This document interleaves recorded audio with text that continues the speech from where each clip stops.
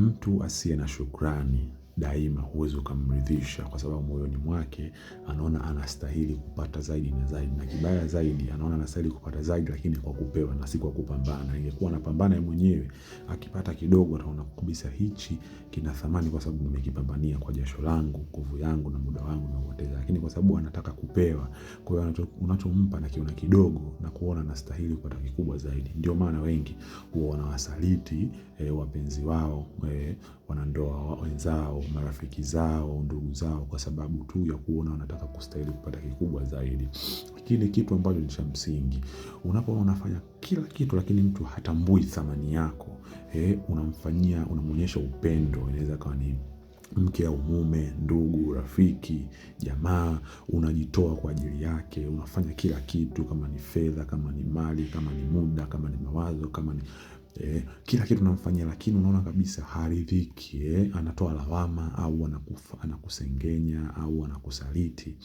Usijilaumu kwamba yani unaweza ukajilaumu kwamba mbona nimemfanyia kila kitu, nimempa kila kitu, lakini mbona hatambui thamani yangu, kwani mbona anisaliti, mbona anifanyia hivi kuniumiza. Wewe huna makosa, mwenye makosa ni yeye, kwa sababu ile aliyokuwa nayo ni tabia yake, sio kwa sababu tu wewe aidha unampa kichache au haumtoshelezi. Ni kwa sababu ile tabia yake ni mtu ambaye mwenye tamaa. Kwa hiyo daima huwezi ukamtosheleza mtu ambaye ana tamaa, kwa sababu haridhiki, hana ile kanaya, yani kukinai kwamba nilokuwa nayo nashukuru inatosha, nitapambana mwenyewe ili nipate. Wewe usiwe na majuto, futa machozi, inuka, tafuta rafiki mwingine, tafuta kama mke au mpenzi mwingine, tafuta nafasi sehemu nyingine. Lakini kama ni ndugu, watengenezee mipaka. Ndugu hawabadilishwi, ila utatengeneza mipaka. Wale ambao wanajua mchango wako, wanajua thamani yako na wanakuheshimu, utaweka karibu. Wale ambao hawakuheshimu watambui thamani yako, watabaki kuwa ni ndugu zako, lakini ule ukaribu na wao, kwamba kuepusha nafsi yako, utawafanyia wema lakini kwa mbali, ila ule ukaribu sana ambao kiasi ambacho kukuharibia maisha yako unaachana nao.